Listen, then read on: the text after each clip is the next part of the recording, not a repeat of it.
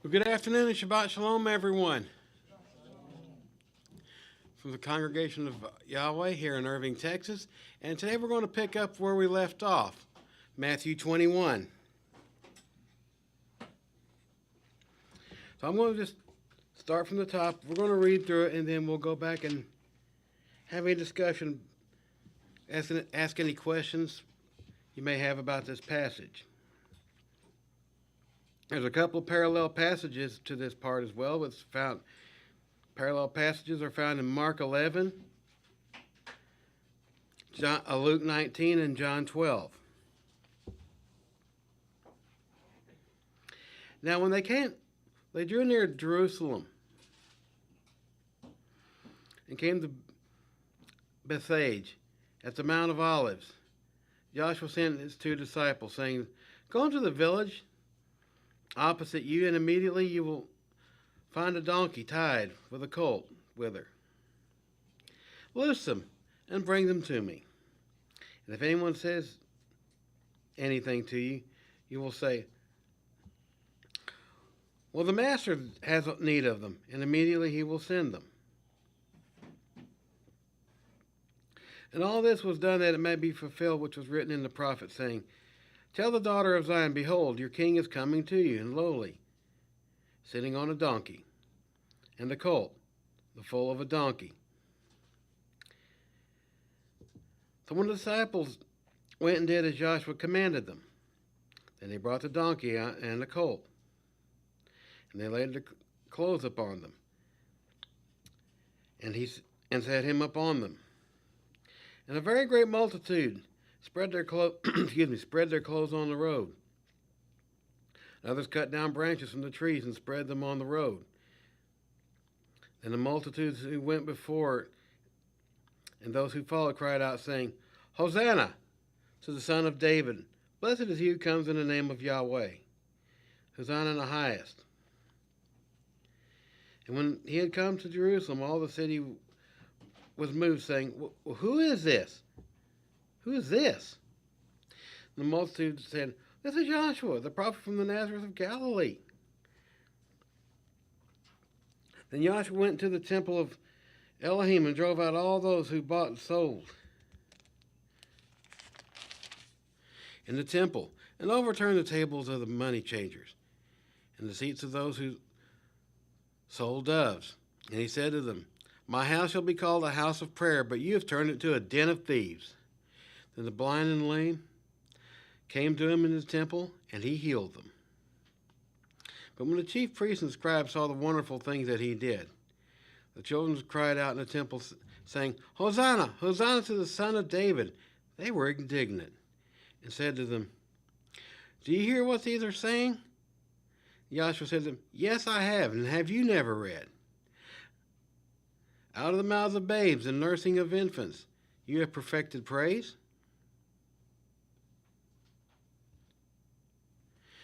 Then he left and went out of the city to Bethany, and he lodged there. And now in the morning, as he returned to the city, he was hungry.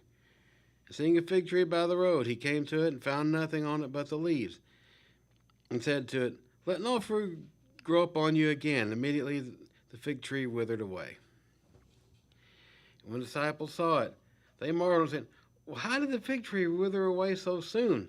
And Joshua answered and said to them, "Assuredly I say to you, if you have faith and do not doubt, you will not only do what was done to the fig tree, but you'll also say to this mountain, 'Be removed and be cast into the sea,' and it will be done. And whatever things you ask in prayer, believing, you will receive." And now he came to the temple, and the chief priests and the elders of the people confronted him as what he was teaching, and said, "Okay, well, by what authority are you doing these things? And who gave you this authority?" But Joshua answered and said to them, "Okay, I will also ask you one thing, and if you can answer me, I will likewise tell you about what authority I do these things. The baptism of John, where was it from? Was it from heaven or from men?" Then they reasoned amongst themselves, saying, well, if we say from heaven, he'll say to us, then why didn't you believe him? But if we say from men, well, then but if we say from men, we fear the multitude, for all count John as a prophet. So they answered Joshua, and they said, well, we do not know. And he said to them, neither will I tell you by what authority I do these things. But what do you think? A man has 2 sons. And he came to the first and said, go work in my vineyard. And he answered and said, I will not. But afterward he regretted it, and he went. Then he came to the second son and said likewise, and answered, yes, I'll go. But he did not go. Which of the 2 did the will of his father? And they said to him, the first. Joshua said to them, assuredly I say to you that tax collectors and harlots enter the kingdom of Elohim before you. For John came to you in the way of righteousness, but you didn't believe him. But tax collectors and harlots believed him. And when you saw it, you did not afterward relent and believe him. Now hear another parable. Verse 33. There was a certain landowner who planted a vineyard and set a hedge around it and dug a winepress into it and built a tower. And he leased it to vine dressers and went into a far country. Now when the vintage time grew near, he sent his servants to the vine dressers, that they might receive its fruit. And the vine dressers took his servants, beat one, killed another, and stoned the other. And again he sent other servants, more than the first, and they did the likewise to them. And last of all he sent his son, saying, they will respect my son. But when the vine dressers saw the son, they said amongst themselves, oh boy, this is the heir. Come, let's kill him and let's seize the inheritance. So they took him, killed him, and cast him out of the vineyard and killed him.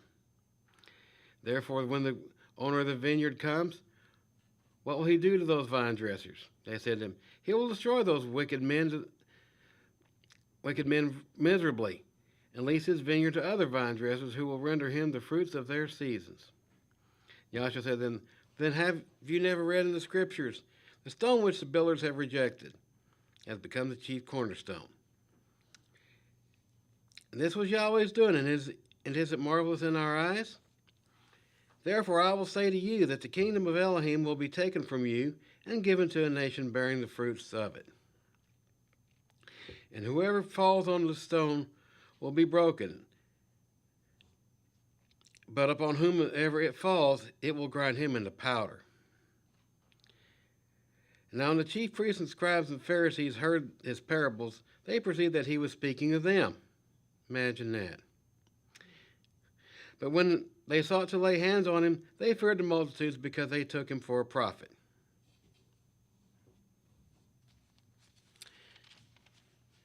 Okay, so questions. Anyone have any questions or comments they'd like to make about anything we've read here in Matthew 21? Any thoughts they'd like to share, perhaps?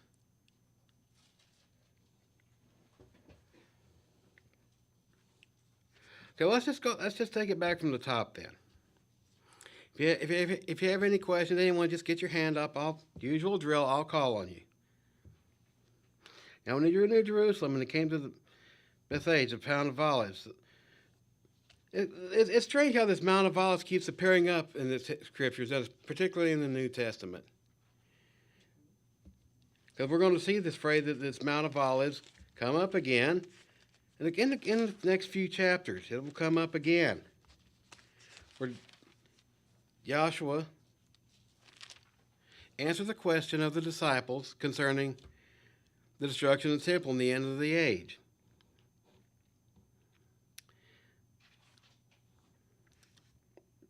So the timing here is the few days before his crucifixion, shortly, but we're getting near Passover here right about now. And he says again, in verse 2, he's saying, go into the village opposite you, and immediately you will find a donkey tied with a colt with her. Loose him and bring him into me. Just sounds like a simple little task. You know, he sends his disciples into to fetch a donkey and its colt. And he seems to have his way of sending a couple of guys to do a little task that seems strange to them and us at the time. Where else we read of this? We read this a few chapters later in Matthew 27, don't we? When he gives similar instructions concerning Passover, about the meeting place. Yes, Larry. I was just going to say, they may not have realized it at that very point because Joshua was telling them to go do this duty, but it was actually a fulfillment of Bible prophecy. Mm-hmm. In Zechariah 9:9, it says, "Rejoice greatly, O daughter of Zion. Shout, O daughter of Jerusalem. Hold, your kings come to you. He is triumphant and victorious, yet meek and riding on a donkey, even a colt, the foal of the donkey."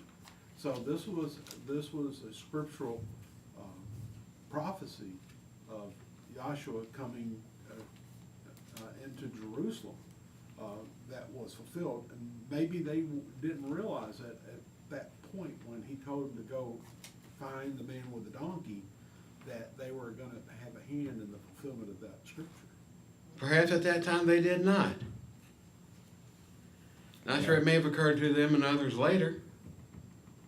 And Curtis, just to add to that, if we continue reading 9:10 through 13, this is where the misinterpretation by them that he was going to come and conquer the Romans, because it goes on to say how he would cut off the chariots and horses. I don't know if you want to read that, but it gives a picture of Yeshua returning to fight in war against those that were over them, but that's not what he came to do at that time. Oh yeah, that's it. You're spot on, David. Because when he comes to Jerusalem, the city was moved. We're saying, well, who is this? He said, this is Joshua, the prophet from Nazareth of Galilee. Joshua went to the temple and drove out all those who bought and sold in the temple and overturned the tables of the money changers, those who sold doves. And he said to them, it is written, my house shall be called a house of prayer, but you've turned it to a den of thieves. Yeah, they were looking forward to this conquering king who was going to come in and clean house. But what do conquering kings come in? They don't come riding in on donkeys, do they? That's what makes this strange. Okay, first Robert, then Raquel. Yeah, it's interesting because in reading in John 12, it makes a point of saying on the next day a great multitude that had come to the feast. And so, and being this late in Matthew, we know it's drawn near to his death. Remember when in the Passover, they were supposed to select the lamb on the 10th day before the feast, and you can almost see this is that selection. It's not saying that, but the people were accepting him and greeting him and seeing him as, you know, we see the greeting. You read that here, and so it's almost like they were a selection of the Messiah as their lamb. Now, of course, we know that when he died, there was nobody, you know, everybody had fled, but it's almost, this is like days before Passover, because the people indeed had come. It says here in John 12:12, it says that they had come for the feast. This is leading up to the feast. Yes, the account of John clarifies this up. Yeah, so I almost see it has this detail that we don't see in the other two. Right, so I almost see this as on the 10th day, the people were selecting, in a way, Messiah as their king. Okay, Raquel Ventino. Yeah. So when you ask about there's no king that rode a donkey, there is one, Solomon. Yeah. Solomon, 1 Kings 1:38. So let me just read that. So Zadok the priest, Nathan the prophet. Let me just jump down to and Pelethites went down and had Solomon ride on King David's mule and took him to Gihon, right? And I mean Solomon was kind of like a type of Yeshua, you know. And in Luke 11:31, even Yeshua said, hey, there's greater than Solomon is here, right? And if you go to 2 Samuel, and I think this was prophesied when, I'm not sure who the prophet is, basically when Yahweh was saying, I will be when your days are fulfilled, talking to David, and you rest with your fathers, I will set up your seed after you, who will come from your body, and I will establish his kingdom. He shall build a house for my name, and I will establish the throne of his kingdom forever. That's like talking about Solomon, but Yeshua, and when he came, because we talked about, establishing his throne forever. So I just wanted to highlight that comparison with Solomon. That's Raquel, that is correct. But that was a common practice within the Israelite kings. Because when you rode in on a donkey, someone riding in on a donkey is a man that comes in peace, generally. Because armies don't come storming in, conquering kings don't come riding in. They ride a horse. Is that what it is? Yeah, they don't. They come in on horses and chariots. And they don't have just a small little entourage, take care of their needs and do tasks for them. No. Those guys, conquering kings, come riding in with an army. And they come in to clean up Dodge, so to speak. Yes, Tino. I was going to add as well, this also lines up back in Genesis, chapter 49. Go ahead. When Jacob blesses his sons. Verse 11 is the highlight point, but if we go back up to verse 8, he talks about Judah. He says, Judah, your brothers will praise you. Your hand will be on the neck of your enemies, for your father's sons will bow down before you. Verse 9, Judah is a lion's cub from the prey his son, for the prey my son, you have gone up. He stooped down, he crouches as a lion, as a lioness, who will rouse him up. Verse 10, the sepulchre will not depart from Judah, nor the ruler's staff from between his feet, until he comes to whom it belongs. To him will the obedience of his people be. Verse 11, binding his fowl to the vine, his donkey's coat to the choice vine. He has washed his garments in wine, he has his robes as in bloods of grapes. And it's interesting because it's to the point of exactly what Yeshua is to all of his brethren. He's from the line of Judah. That's where the kings come from. It totally makes sense on why this would, be fulfilled on his time. Yes, it would. Because we have to remember, a cub, where does a cub come from? He's got a daddy lion, don't he? Huh? A cub. If he's just a lion, like the cub, like Tino just read about. He's like his daddy, isn't he? Like father, like son. It implies a father, and eventually applies to a son. Because in that passage where we read about the lion, wouldn't that be a reference to the father, and another one, did the cub be a reference to the son? Now cubs, they're not ready to, prowl around and capture prey like daddy, do they? He's not ready for that when he's a cub, but he grows up and he's able to do these things. Joshua learned obedience by, we're told that Joshua learned obedience? It's in Hebrews. I don't have a chapter and verse in front of me.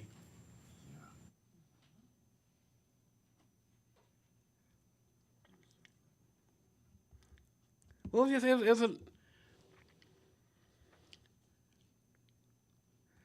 learned to be like, over time, flesh as any other flesh and blood human being, he learned to be just like his father.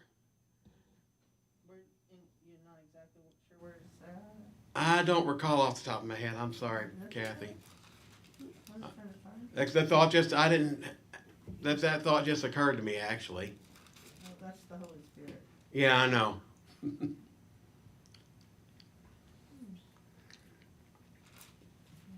In any case, he grows up in the mode and model of his father, like little kids do today, pretty much. But his real father was Yahweh.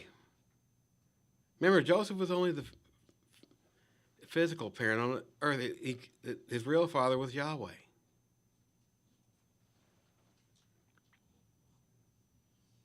And he learned a lot in a very short time, it would seem.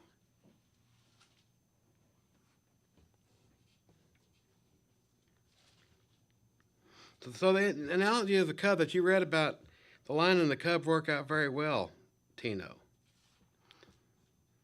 The big daddy lion pointing to the father, the small cub pointing to Yahshua, and then we have the cub growing up to become that king.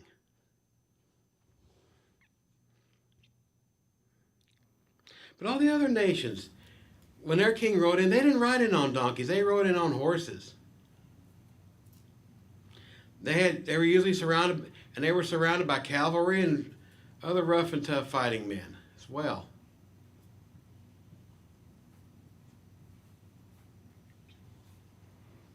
Curtis. Yes, David. John gives a little more context to this. Okay. John 12:12 through All right. 18. So we might want to read that, and it gives a little extra. All right, since you're there, go ahead and read it since you're Nah, already you there. go ahead. John 12. I don't want to steal your thunder. All right, John 12:12 Through 18. through 18. Yeah, the parallel account here is in John 12. The next day, John 12:12. The next day, a great multitude had come to the feast. When they heard that Yahshua was coming to Jerusalem, and they took out palm trees and went out to meet him, and they cried out, Hosanna, blessed is he who comes in the name of Yahweh, the King of Israel. Then Yahshua, when he had found a young donkey, sat on it, as it is written. It just says here, it says he found a young donkey. It didn't give the detail on how he found it. That detail is found in the other Gospels. And the timing is not found in the other Gospels, but it is found here. So it's through line on line, precept on precept, we work out all this, and how we piece this together, isn't it? Yep. When Joshua had found a young donkey, he sat on it, as it is written, Fear not, daughter of Zion, behold, your king is coming, sitting on a donkey's colt. Pointing back to Solomon as a type, as an example. I think it was Hebrews 5:8. Hmm? Hebrews 5:8. Hebrews 5:8. Where'd you read that, Kathy, while you're there? No, I'm just kidding. Though he were, Go for it, girl. though he were a son, yet he learned obedience by the things which he suffered. Suffered, exactly. And my Bible has for obedience, it says attentive hearkening, i.e. compliance or submission. Mm-hmm. Submission, I'm sorry.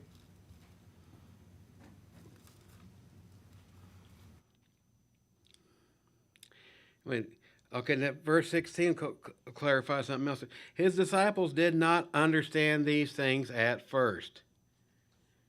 Spells it out right here. His disciples did not understand these things at first, verse 16, John 12. But when Yahshua was glorified, they remembered these things that were written about him, and that they had done these things to him. So they did what they did, not realizing it at the time. It was only after the fact they realized they were fulfilling a prophecy. Therefore, the people who were with him when he called Lazarus out of his tomb and raised him from the dead bore witness. So they were there. They were watching this too. For this reason, the people also met him, because they had heard that he had done this sign. So some of the people recognize this as a sign. It says right here. For this reason, the people also met him, because they had heard that he had done this sign. And the Pharisees therefore said amongst themselves, You see that you are accomplishing nothing. Look, the world has gone after him.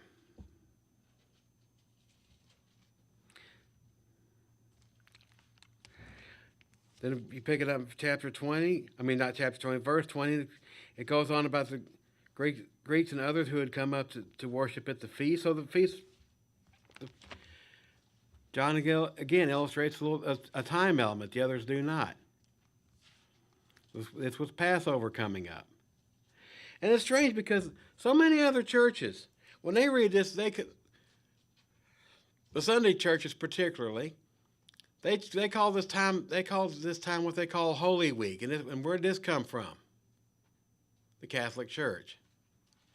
I know those of us who used to be Catholic once upon a younger version of ourselves remember Holy Week. There's 3 or 4 of us in this. There's 3 of us I know about in this room. There used to be more. Some of them have moved away. Not fallen away, moved away. Life took them somewhere else. But anyway, we remember the thing of Holy Week, and some of the other churches have adopted their practice. And so they make this big. So what do? That's when they start bringing out the hams and the Haas cross buns, right? That's when they start coming out. But no, this is pointing to the few days in Passover, like Robert brought out. The timing element is most likely. It is most likely the 10th day when the lamb was selected.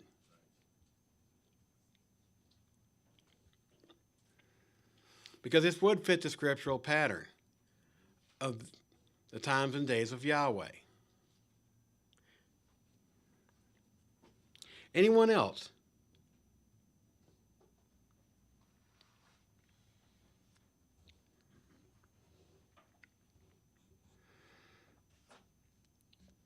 So they were really looking for Joshua to come in to be this.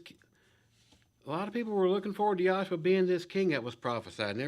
To clean out the house, clean out the temple, clean out the Romans, clean out the Gentiles, reestablish the kingdom of Israel.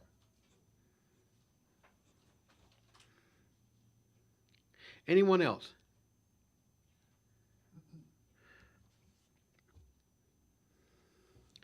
Okay, here's more about this as we keep reading on. The disciples went to Joshua. They brought verse 7. They brought the donkey and the colt. They laid their clothes on him, and they set him upon him.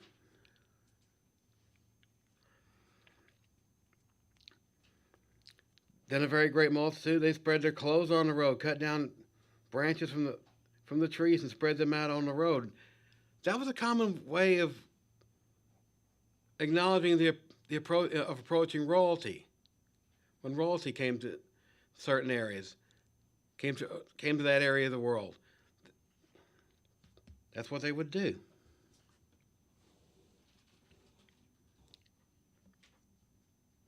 Multitudes cried out, saying, "Hosanna, Hosanna to the Son of David." So they knew who this was. Blessed is he who comes in the name of Yahweh.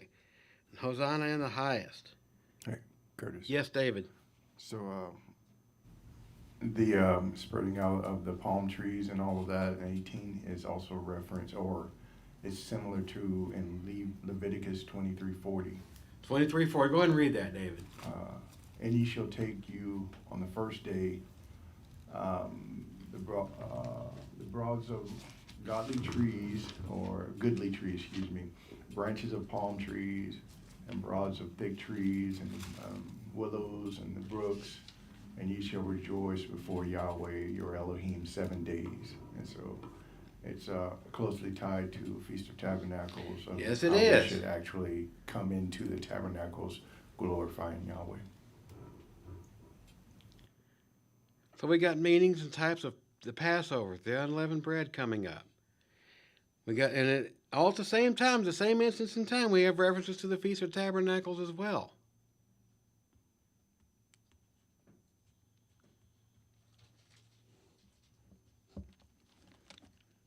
Anyone else? David, that was good. Yes, Larry.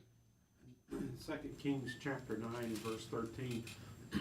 This is where Jehu was made king. Mm-hmm. And it says, and they hurried, speaking of the men there, it says, and they hurried, and each man took his garment and put it under him on the top of the stairs, and blew the ram's horn, saying, Jehu is king.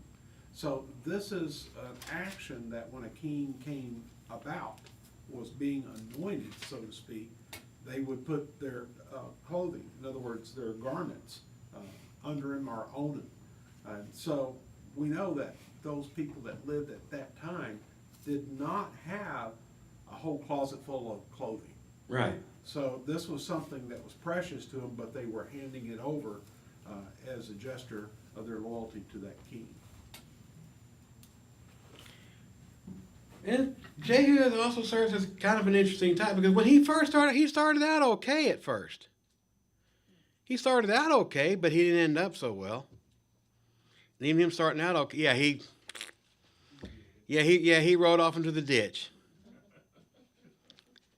It wasn't too long, but he did square off into the ditch. But he started out okay. He got rid of, he defeated Ahab. He cleared out Jezebel, cleaned up for a bit. He acknowledged who it was that made him king. It was that Yahweh. He understood that Yahweh had made him king. But he never followed through.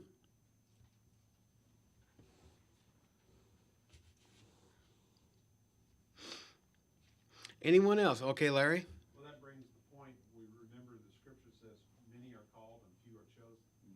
He was called. He was. He was called, but he didn't prove up to his choosing. He didn't live up to the calling. Yeah, there you go. Did not live up to his calling. And he did, yes, and he failed to make his election sure. That's good, Robert.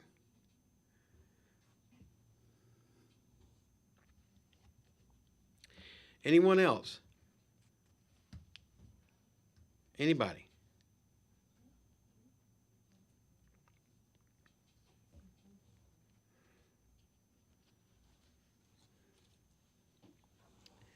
So anyway, let's just keep going a little. We got quite a bit of time left. Yes, Kathy. Did I hear a voice? I thought I heard a voice.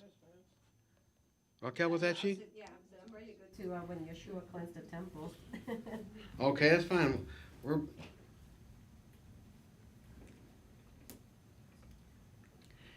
Then when Joshua went into the temple of Elohim and drove out all those who bought and sold in the temple, and he overturned the tables of the money changers and the seats of those who sold doves. And he said to them, "It is written, my house shall be called a house of prayer, but you turned it to a den of thieves." Then the blind came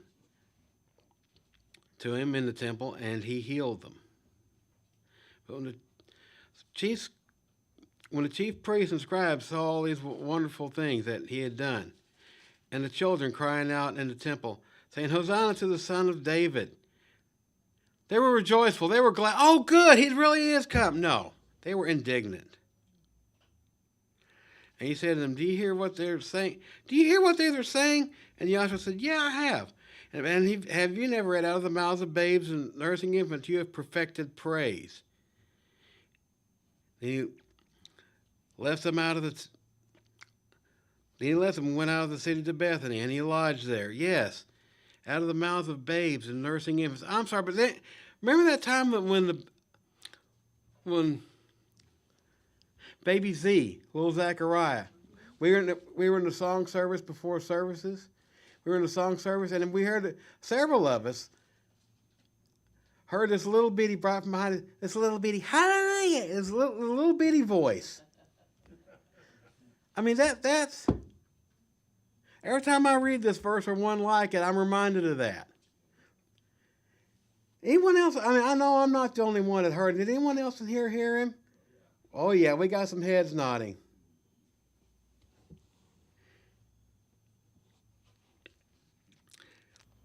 We were all so proud of that little bitty fella. He wasn't even 2 yet. He was still just a baby. But here he is, learning to talk, and out comes that.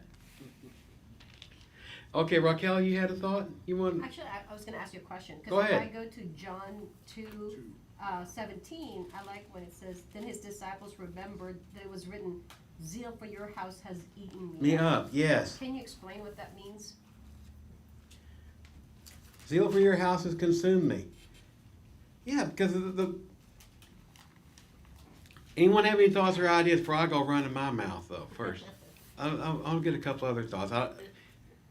The spirit of counsel and much counsel is what I'm looking for here. Yes, Robert. It's a way of saying it's consumed me. It's something like he's filled with the zeal, and it's it's just like a person can be consumed with grief or consumed with anger or consumed. He's consumed with zeal. And this was brought to their remembrance. So I think it's from is it from Psalm 69? 69. That sounds correct. Yeah, and so yeah, I think that I've referred to this before, and I think it's the Spirit pointing out, bringing this to their remembrance so that they know who this is. Because when you can go to Psalm 69 and read that, and that's what it comes from. So I think that's what it means. It's not like it's destroying him. It's actually just filling him so completely that he's consumed with the zeal for Yahweh. Let's see. Nothing else matters at that point. Right, nothing else matters. Psalm 69. I'm going there real quick. So, yeah. So the pure, keeping Yahweh's temple pure, has consumed, that was, he had zeal for that, right? And that has consumed him, and why he kicked out the money changers. Okay, Larry. Yeah, because if you read in context right after this, it talked about the zeal of your house has eaten me up, then, the Jews were saying they wanted the sign, show us.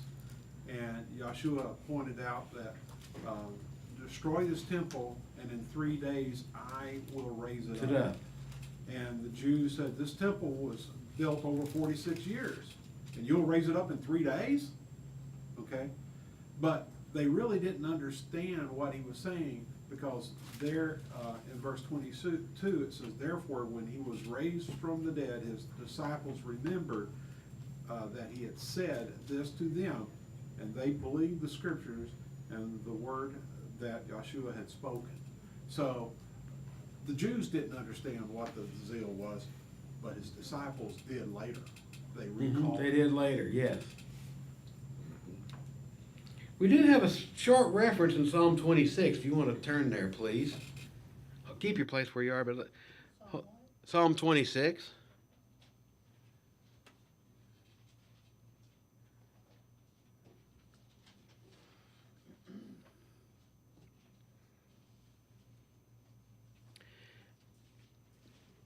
Psalm 26. I want to pick it up in verse 6.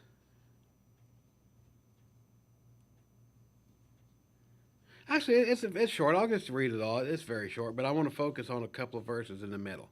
For I have walked. I'm just read it from the top. I have walked in my integrity, and I have trusted in Yahweh, and I will not slip. Examine me, O Yahweh, and prove me, and try my mind and my heart. For your loving kindness is before my eyes, and I have walked in your truth. I have not sat with idolatrous mortals, nor will I go with the hypocrites. I have hated the assembly of evildoers, and I will not sit with the wicked. I will wash my hands in innocence, so that I will go about your altar, O Yahweh, that I may proclaim with the voice of thanksgiving and tell of all your wondrous works. Yahweh, I have loved the habitation of your house, in the place where your glory dwells. Do not gather my soul with the sinners, nor my life with bloodthirsty men, in whose house is a sinister scheme, and whose right hand is full of bribes. But as for me, I will walk in my integrity. Redeem me and be merciful to me. My foot stands in an even place, and in the congregation I will bless Yahweh.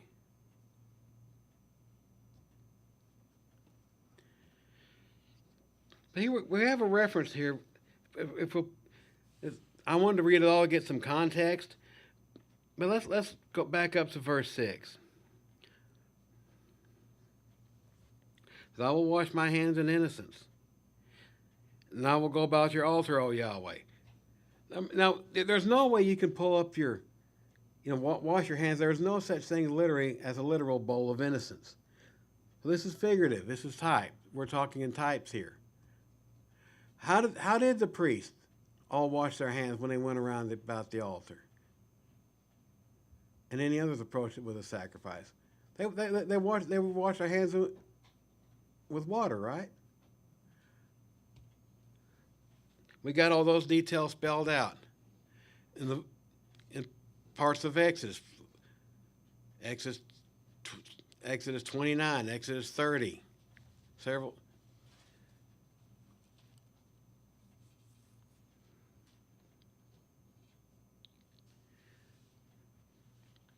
So this is a reference to water being symbolic is undoubtedly symbolic for innocence here. That I may proclaim with the voice of thanksgiving, tell of all your wondrous works, which Joshua did throughout all the Gospels. Yahweh, I have loved the habitation of your house. So this is part of the puzzle here. About him being full of zeal for his father's house. I have loved the habitation of your house and the place where your glory dwells.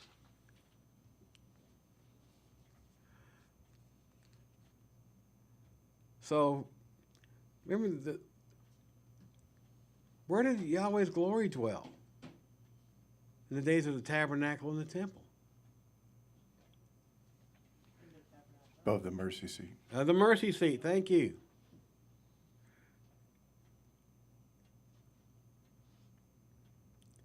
Larry, you had a comment or question? I was just thinking it also referenced over to the 73rd Psalm and in verse 13. Well, just backing up 1 and 12, it says, behold, these are wicked who prosper in the world. They increase their riches. Surely I have made my heart pure in vain and washed my hands in innocence. So here's a linking of washing your hands with making your heart pure. Mm-hmm. Who was it when Yeshua was on trial? That, was it Herod that? Pilate. That was Oh, Pilate. Yeah, He washed his hands of the matter. Mhm. Did it undoubtedly in a Roman fashion, but Larry? And in that very point, remember, when Pilate washed his hands, he said, I'm washing my hand, the blood be on you. And the Jews there said, yes, the blood be on us and our children. I was just thinking that. Yeah. Yeah. I know. And so it did come to fulfillment when General Titus marched into Jerusalem in the year 70, and the blood did fall upon them and their children. 1.1 million people died, and only 97,000 were led off into slavery back to Rome. With the booty that they had from the temple and all the gold, because they tore the temple apart to get the gold. And if you go to Rome today, you can see the Colosseum that they used the money to build it. Mm-hmm.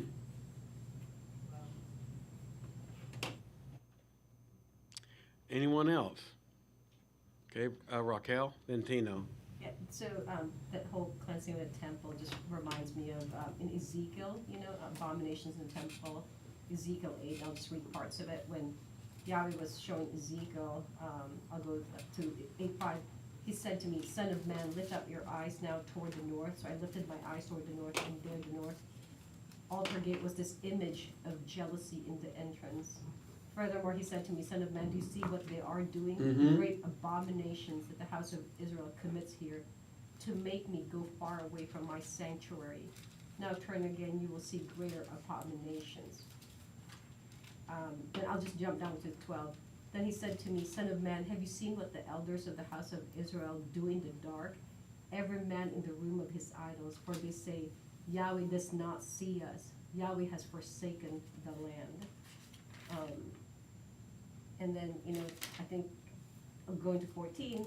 So he brought me to the door of the north gate of Yahweh's house, and to my dismay, women were sitting there weeping for Tammuz. Then going to 16, so he brought me into the inner court of Yahweh's house, and there at the door of the temple of Yahweh, between the porch and the altar, were about 25 men with their backs toward the temple of Yahweh and their faces toward the east, and they were worshiping the sun toward the east.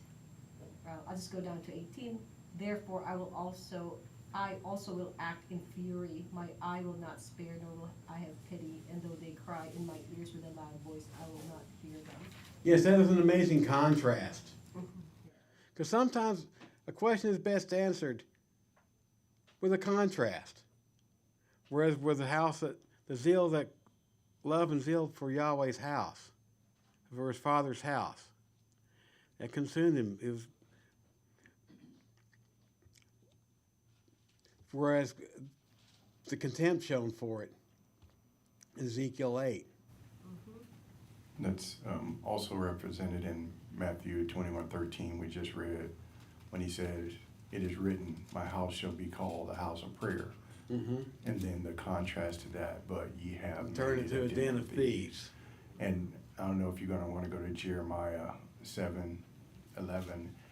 It actually gives a little more context of how Actually, I it's do, considered a den of thieves. It was much, much more than them buying and selling that Yahshua wanted to contribute to them. Actually, I do, David. Jeremiah what? 7:11.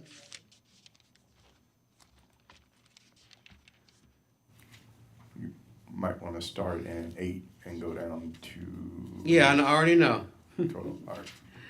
Behold, Jeremiah 7, I'm picking it up in verse 8. Behold, you trust in your lying words that cannot profit. Will you steal, murder, commit adultery, and swear falsely, burn incense to Baal, and to walk after other mighty ones whom you do not know, and then come and stand before me in this house, which is called by my name, and say, well, we're delivered to do all these abominations? Has this house, which is called by my name, become a den of thieves in your eyes? Because I, even I, have seen it, says Yahweh. Now, that's very strange because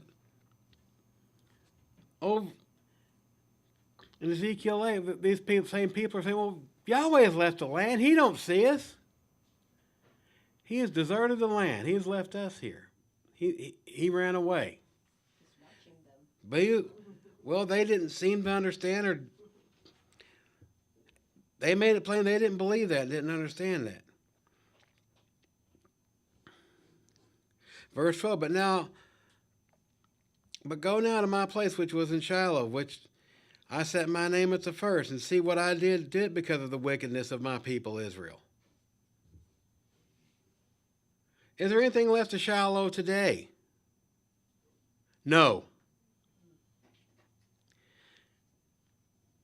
There's virtually nothing left of Shiloh. Tino, did you have your hand up? Yeah, I was going to add a couple other supporting scriptures. Feel free. Psalm 119, verse 139 speaks about the zeal, and it says, my zeal wears me out because my enemies ignore your words. Your promises have been thoroughly tested, and your servant loves them. I am small and despised. I don't forget your precepts. Verse 142 is one I know we know a lot of. Everyone knows where it says, your righteousness is an everlasting righteousness, and your law is truth, or your Torah is truth. And it's very interesting because this reminds me of that same account here with Yahshua, that just in that it was a righteous anger is what it was, that he did that. And we know that he, made the whips, got everybody out of there because his love for Yahweh's house. And for them to understand that, all these scriptures we read totally lines up. There's another scripture I couldn't remember exactly where in Ecclesiastes it says about keeping your foot when you walk into the house of Elohim, and be more ready to hear, and don't get accounts to fools because they don't consider what they're saying or do. And that just reminds me of this case, because Yahweh's house is be highly regarded and reverenced.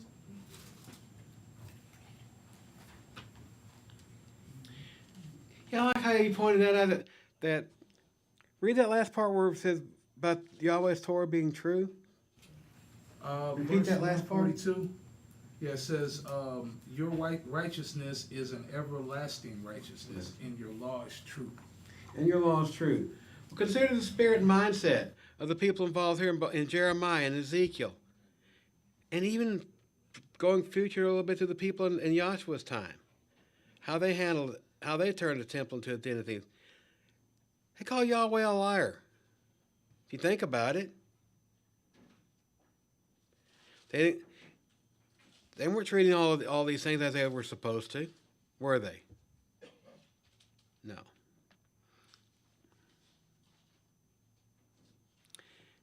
Anyone else?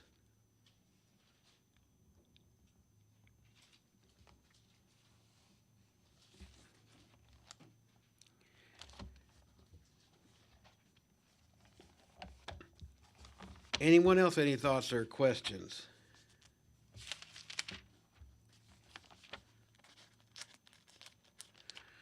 Because I want to share.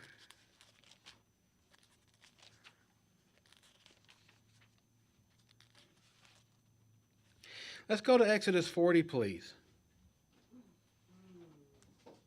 I want to turn to Exodus 40. This is after the tabernacle is set up and arranged.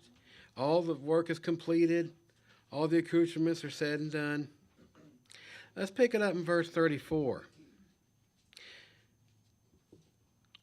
Exodus 40, we're going to pick it up in verse 34.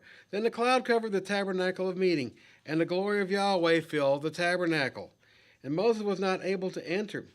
Again, Moses was not able to enter the tabernacle of meeting because the cloud rested above it, and the glory of Yahweh had filled the tabernacle. Whenever the cloud was taken up from above the tabernacle, the children of Israel would go onward in all their journeys. But if the cloud was not taken up, then they did not journey until that day was taken up. For the cloud of Yahweh was above the tabernacle, and the fire was over it by night, in the sight of all house of Israel throughout all their journeys.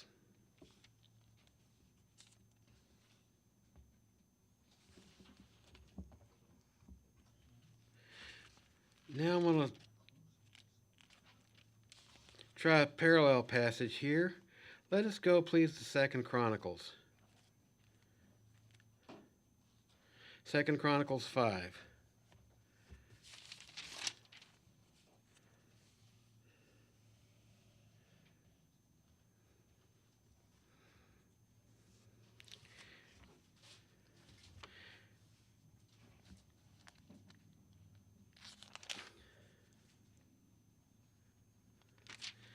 And this is the portion. Let's see. I forgot what verse I wanted to go to. I'm trying to remember now. I wanted to refer to verse.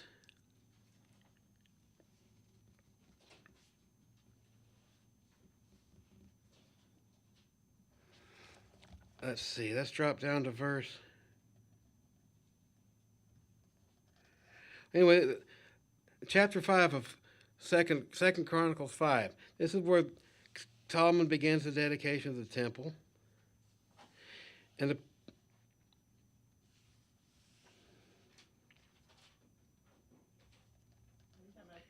the glory of the temple, yes. Yeah, 14.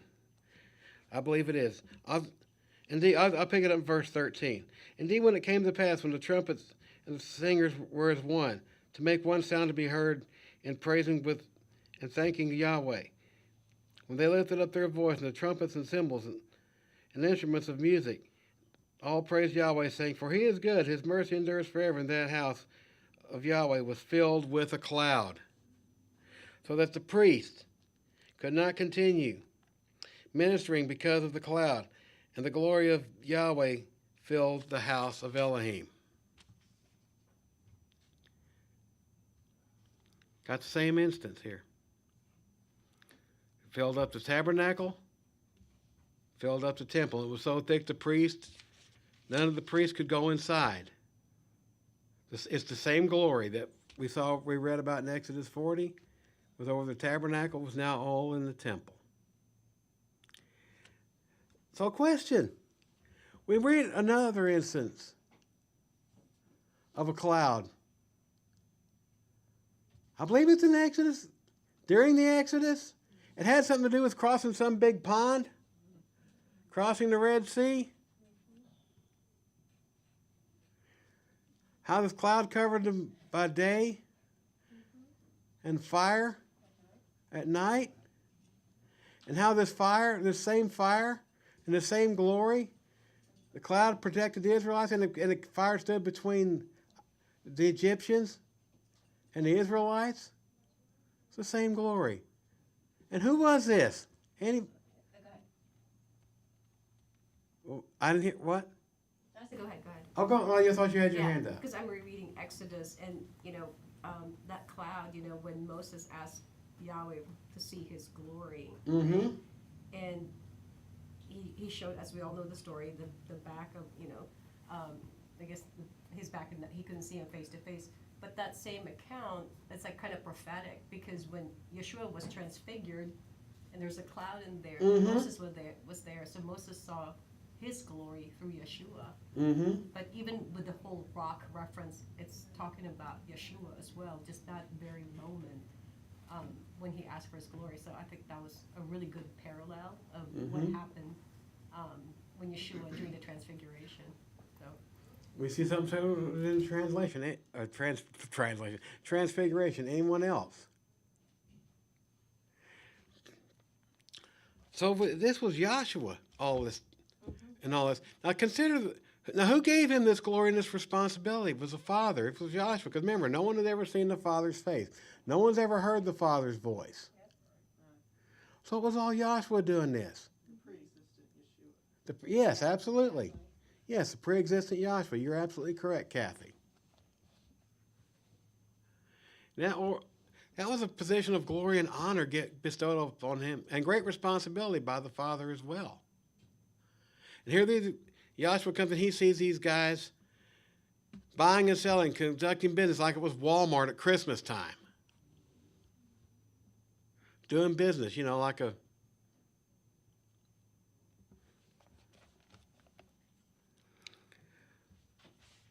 Well, they turned into a den of thieves.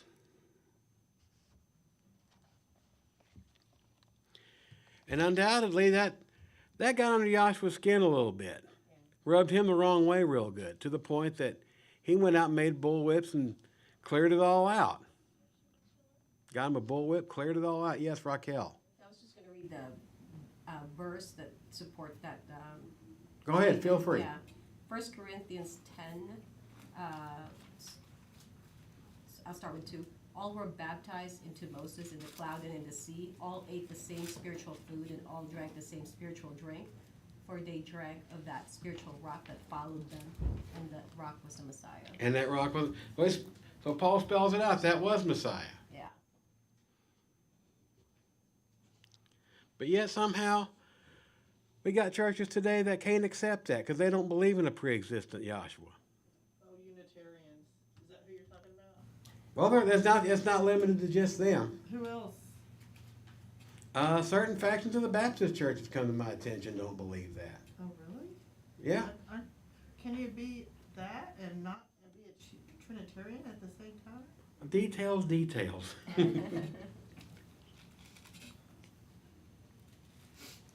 That's theirs to work out.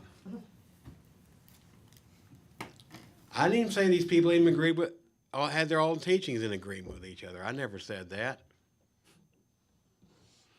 One of the reasons I add that to a piece of the puzzle why I left the Catholic Church. Even their own teachings don't agree with amongst themselves. Yes, Lisa.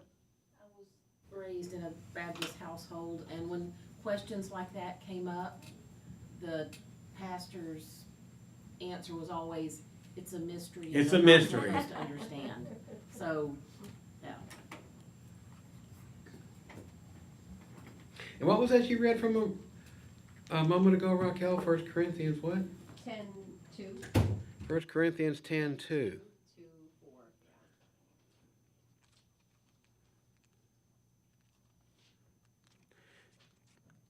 Yeah, Paul explains very simply that. Start with 1, yeah. All right. 1 to 4, yeah.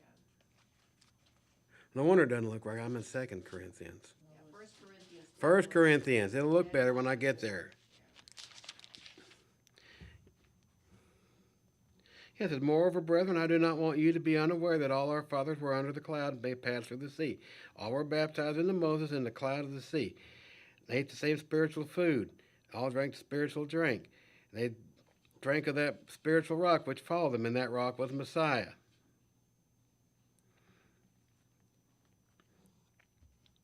It's as clear as a bell. I don't know why people can't accept that. Because that agrees with a couple passages and a couple verses in John 17. His prayer, Joshua's prayer to the Father, when he tells them that, well, let's just go straight there. Instead of me trying to paraphrase it, let's just go straight there and read it, shall we?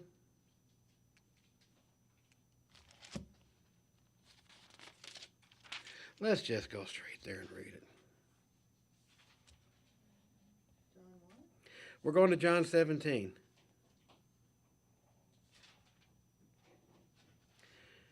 Actually, I'm going to read just.